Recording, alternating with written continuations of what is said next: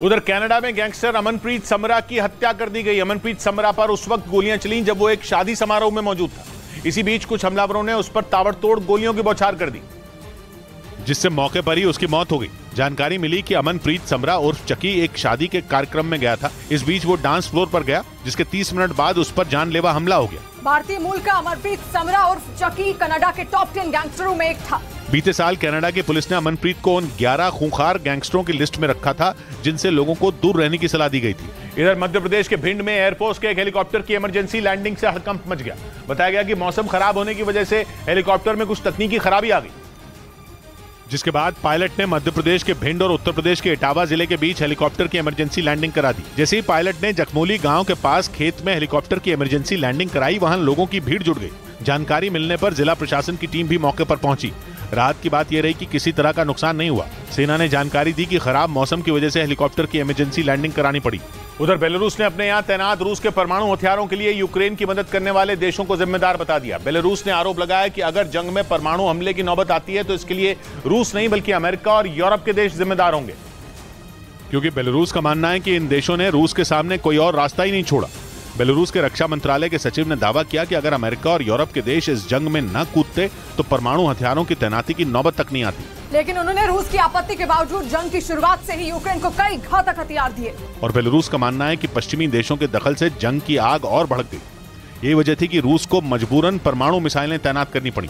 इधर देश में आतंकवादी गतिविधियों के खिलाफ कार्रवाई करने वाली एजेंसी एनआईए ने जम्मू कश्मीर के अलगाववादी नेता यासीन मलिक की तुलना आतंकवादी ओसामा बिन लादेन से कर दी।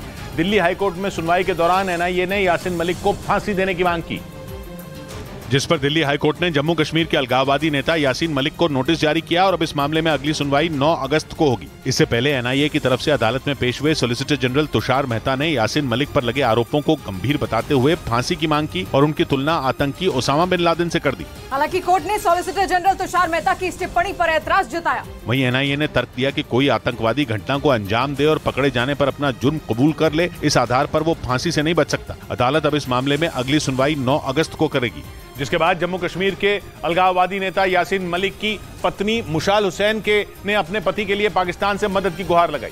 मुशाल हुसैन ने आशंका जताई कि उनके पति को फांसी की सजा दी जा सकती है, जिसे बचाने के लिए उन्होंने आतंक को पालने वाले पाकिस्तान से गुहार लगाई। मुशाल हुसैन को यह डर सता रहा है कि यासीन मलिक को दिल्ली हाईकोर्ट से फांसी की सजा हो सकती है। इसी वजह से उन्होंने पाकिस्तान से यासीन मलिक को बचाने की गुहार लगाई और इस मुद्दे को अंतर्राष्ट्रीय मंच पर उठाने की मांग की, जिससे एक बार फिर साफ हो गया कि यासीन मलिक पाकिस्तान का ही मोहरा था और उसी के इशारे पर यासीन मलिक ने कई आतंकी घटनाओं को अंजाम दिया था। यासीन मलिक को 25 मई 2022 को एनआईए कोर्ट ने टेरर फंडिंग केस में उम्र कैद की सजा सुनाई थी और अब एनआईए ने उसके लिए फांसी की सजा की मांग की है। इस बीच भूमध्य सागर में फंसे सैकड़ों लोगों को बचाने के लिए रेस्क्यू ऑपरेशन जारी है। भूमध्य सागर में सैकड़ों लोग लापता हैं, जिन्हें बचाने के लिए इटली के नौसैनिक दिन रात कोशिश कर रहे हैं, जिसके बाद उसे फ्रांस का भी साथ मिल गया,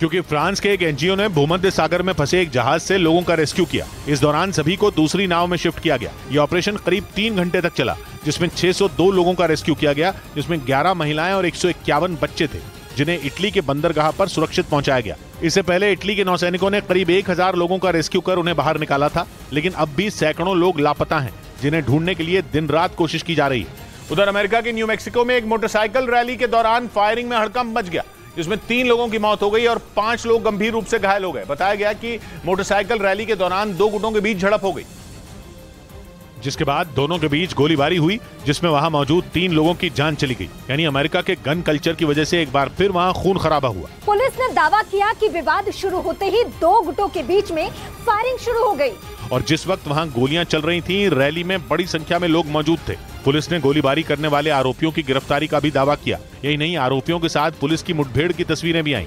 बाइक रैली में खुलेआम फायरिंग की यह घटना अमेरिका के न्यू मैक्सिको के रेड रिवर इलाके में हुई, जिसके बाद पूरे इलाके में कर्फ्यू लगा दिया गया। इधर रूस के रक्षा मंत्रालय ने दावा किया कि काला सागर के पास उसकी तेल रिफाइनरी पर ड्रोन अटैक की कोशिश की गई और रात भर आसमान में ड्रोन मंडराते रहे। हालांकि रूस ने इस हमले के लिए सीधे तौर पर किसी को जिम्मेदार नहीं ठहराया, लेकिन उसकी तेल रिफाइनरी पर ड्रोन अटैक की खबर ऐसे समय आई जब कीव पर सबसे बड़े ड्रोन अटैक का दावा किया जा रहा है। यानी कीव और रूस की तेल रिफाइनरी पर ड्रोन अटैक की टाइमिंग एक ही है, क्योंकि रूस ने दावा किया कि उसके कृष्णादार शहर की तेल रिफाइनरी पर रात में ड्रोन अटैक किया गया।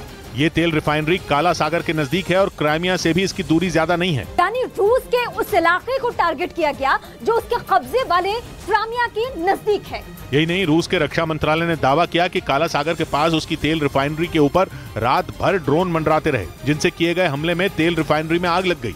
उधर पुतिन ने यूक्रेन युद्ध के बीच रूस की सीमाओं की सुरक्षा बढ़ा दी। ये फैसला रूस में घुसपैठ रोकने के लिए लिया गया। कुछ दिन पहले ही रूस ने यूक्रेन पर उसकी सीमा में घुसपैठ करने का आरोप लगाया था। उसने यूक्रेन के 70 से ज्यादा हमलों को नाकाम करने का दावा किया था, जिसके बाद रूस ने अपनी सीमाओं की सुरक्षा बढ़ाने का फैसला किया। पिछले कुछ हफ्तों में रूस पर कई बार हमलों की खबर आई।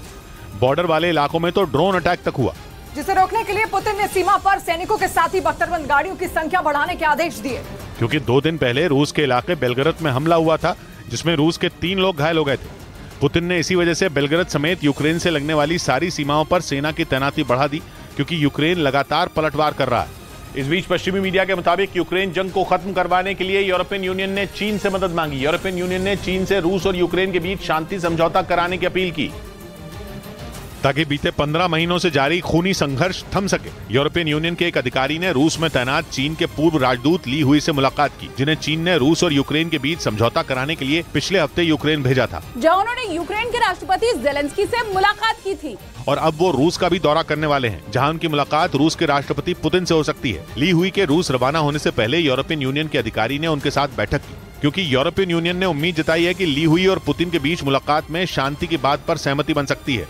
उधर दूसरे देशों को कर्ज देकर आर्थिक संकट से उबारने वाली संस्था IMF ने पाकिस्तान को फिर एक बार चेतावनी दे दी। पाकिस्तान को IMF ने उसके और चीन के बीच व्यापार को बढ़ावा देने के लिए बनाए गए चाइना पाकिस्तान इकोनॉमिक कॉरिडोर पर सख्त फैसला लेने की धमकी दी, क्योंकि IMF का मानना है कि पाकिस्तान ने राहत के लिए मिली राशि से चीन का कर्ज उतारा, जिसकी वजह से पाकिस्तान का आर्थिक संकट और गहरा गया।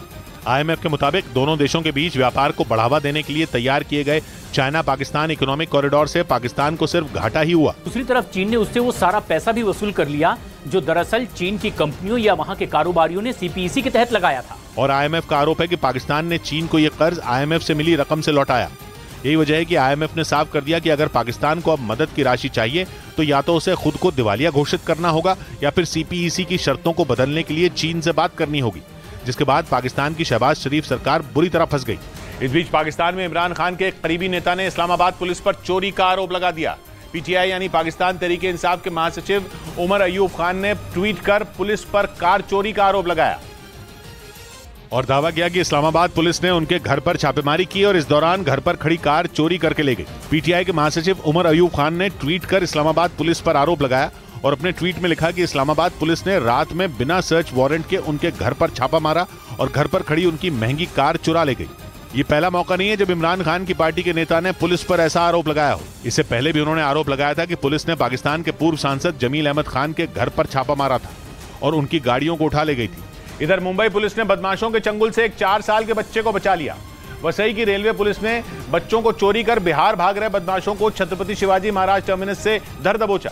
पुलिस के मुताबिक बदमाशों ने बच्चे को विरार रेलवे स्टेशन से किडनैप किया था, जिसका CCTV वीडियो भी सामने आया, जिसके आधार पर पुलिस ने दोनों बदमाशों को पकड़ा। विरार रेलवे स्टेशन पर लगे CCTV कैमरे में बदमाश बच्चे को गोद में उठाकर ट्रेन के अंदर घुसते नजर आए। बच्चे को लेके अपने गांव जा रहा था, गांव जाने वाला था, तभी हम लोगों ने उसको अरेस्ट किया है।